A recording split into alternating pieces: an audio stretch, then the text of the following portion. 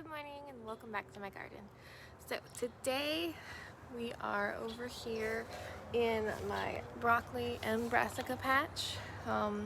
This is my largest garden bed, my longest garden bed I should say. It runs about at least 20 feet down, about 6 feet wide, and then curves around into another bed. So right now what I have here is my broccoli because I wasn't really, and some cauliflower mixed in. I wasn't really using this area for anything else during the winter. This is usually where I put my tomatoes, my peppers, like most of like my important crops, let's put it that way.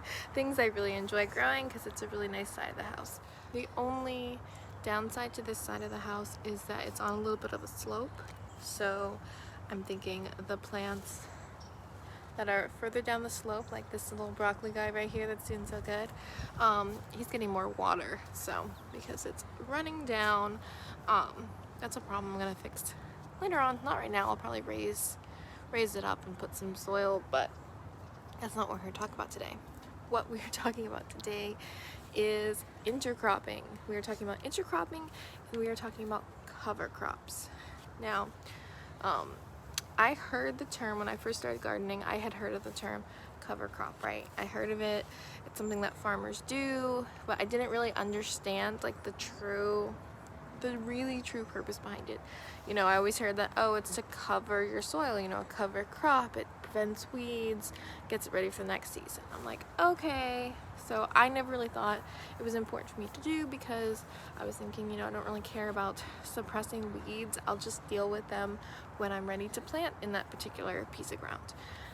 Well, that's not the only thing cover crops do. They don't just cover the soil to prevent weeds. What they do is there are specific types of crops, cover crops, such as beans. I got my little red beans here, and certain plants such as broccoli, such as potatoes, tomatoes. They're called heavy feeders, and heavy feeders are things that they take a lot of nutrition out of the soil, and the soil is really what is going to give you good healthy plants. I didn't used to have good soil over here. This was like all sand and nastiness. Like it had no nutrition, you know. It was just dirt. It was dirt with nothing in it. It wasn't really soil. But I've been building it up slowly by putting I did amend it with a little bit of compost and soil from the store, but that still didn't seem to be enough. So once I started really mulching this area and letting the mulch break down, that's really what improved the soil over here. But now that I've planted something that's going to be taking a lot of energy out of the soil, and I had tomatoes here last year which took a lot of energy out of the soil, a lot of nutrition, I need to put that nutrition back in the soil. And one of the best ways to do that is with a cover crop. So with a cover crop, what you do is you can harvest all your beans or whatever you're using. You can harvest all that from it, all the produce. But then you're going to take the plant itself and you're going to do what people call chop and drop, which is where you could just chop it, drop it right back on the ground. Or you can pull it up and drop it on the ground. But I try to do no-till as much as possible, so I don't want to rip it out and ruin like all the pathways through the soil like that. So I am just going to be chopping and dropping after I collect all my beans. So traditionally you do this in between your growing seasons. Obviously I have a bunch of broccoli and cauliflower already here, so but spring is coming and I really want this area to be prepared for the spring, for my tomatoes and peppers and all the things I'm going to put over here. So what I'm going to do is I'm going to intercrop between the broccoli, the beans. Now intercropping is just where you mix two different types of crops, and there's lots of different reasons for this. Intercropping can be for bug prevention, so you can plant, people use a lot of herbs or garlic in between things like tomatoes because it deters pests. So having a monoculture, which mono means one, which is currently what this is, mono, one type of plant. In this case it's all brassica, so it's all broccoli, but it's all in the brassica family. This technically is like attracting a lot of pests because it's all one thing and it's got one smell. I have not struggled with pests at all this season, probably just because it's still winter and there's not that many out, so I haven't had that problem. But traditionally people use intercropping to benefit each other, to create a nice ecosystem. What we're using it for is to help prep the soil, because if I get those beans growing, the broccoli, the cauliflower, they're gonna be done in the next month or so. Like, we already have a nice big head on that one. So the beans will already be established and they will be ready to be chopped and dropped when I do want to put my tomatoes and my peppers and my things in the ground. So I am getting a head start on doing that. So is this breaking the rules? Are you supposed to intercrop your cover crops? I don't know. I thought of it last night and I said, oh hey, I'm gonna try that. So that's what we're doing today. So, but first, obviously I have lots of weeds here, lots of clover and little bitsy things, nothing like that would like overtake and smother the broccoli. That's why I haven't done anything to it. It's just really low-lying soft crap. So, but we want this all gone, and then we're going to mulch this area. I want this all mulched because the beans will need some space to grow up. So I'm gonna mulch it just with leaves. I got some leaf mulch from the oak trees. I got several bags of it just from our trees out front. So we're gonna pull up the weeds, mulch this area, and get to planting our beans.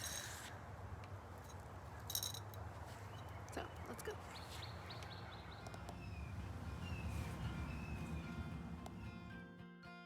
Looking for a reason, driven by the heart, fighting for a season, with sadness fall apart. Tell me not to worry, tell me to be strong, be my true reminder of where my love belongs. We'll be cutting edge, make a brand new sketch, fire in the... Okay, so now we have our leaf mulch down all between the broccoli. There's still some minor weeds. I'm not worried about those because leaf mulch is going to cover it anyway and they're going to be choked out. But I just wanted to get most of the little weeds gone to give the beans more of an area. So what we have here are two types of beans. I have my red beans, which the original batch of these, I literally just bought a bag of red beans from the store, much like this. This is a bag of black beans. Now this is the second generation of the beans. So these actually, they grew from the bag beans from the store, and then I harvested them and saved the seeds. These are my seeds from the next generation of those. And these are the black beans that I bought. Now, when you do this, you may not know the exact variety of the beans, okay? So, you know, like if you buy red beans online, like from a seed company, you're gonna get tons of different varieties. You're gonna know exactly about it. If you get bag beans, it's kind of more general. You just know that you'll get what you're growing. But these work just fine. The dried beans from the store work great, and they're a lot cheaper. Like, this is $1, you know, versus a seed packet. I have bought red beans from a seed company before, and they gave me like 16 beans for $3. And 16 bean plants is not going to give you very much beans. Like, that is not a lot. That is not enough to feed a family. That's maybe enough to have a meal once they all grow. So you could do it that way. You could buy it in bulk. You could spend a lot of money, or you could just grow those beans, collect all the beans from that harvest, and then resow those. And then each year you would get a bigger and bigger crop if you're resowing the beans that you're growing, because each bean plant will give you many pods off of it, which contain many beans. But I did this way back when it was hard to get seeds about a year or so ago. So I just bought a bunch of bag beans and they grow fine. Now with specifically black beans, they do not have a very good germination rate, any of them, like among any variety of black bean. It's about 50%. So with these, I always try to plant double because I know that a lot of them are not going to come up. So I'm just going to be doing them this way and this way down both rows. Black beans down one row, red beans down the next row. If I mix these up, it doesn't really matter. This is one of those things that because you're growing it and you're shelling it, as soon as you pop it out of the shell, you're going to know what it is. So you don't really have to worry about mixing your plants up too much because most bean plants look the same when they're growing, but once you pop those pods open, you're going to know what it is. So let's go ahead and plant these. I literally just take a stick, pop a hole, pop a bean in, cover it. Like these things, they're easy. They don't need anything. You just plant them, water them sometimes, and let them go. So they're a great, easy crop. So let's get to planting these guys.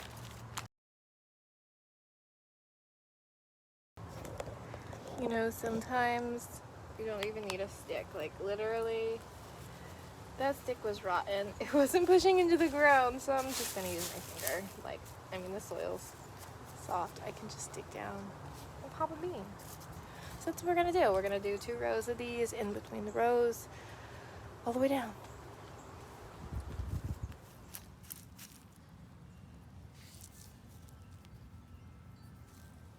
Boop.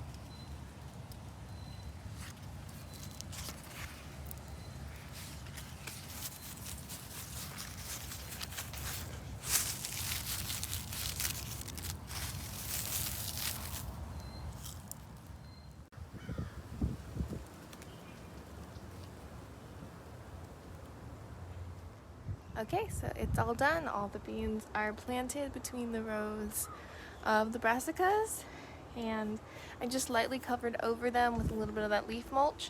I didn't want to do like a thick mulching like the first layer that I put down because I don't want to smother the beans before they come out, just a little bit of protection. So yeah, now we're just gonna water it and wait. So if you guys want to check up on how this is doing, how the intercropping cover crop kind of went, you can go ahead and subscribe and check back soon, and I'll be giving updates on this as well as a lot of other projects that we have going on in the garden. So thanks so much for watching and have a blessed day. Bye guys.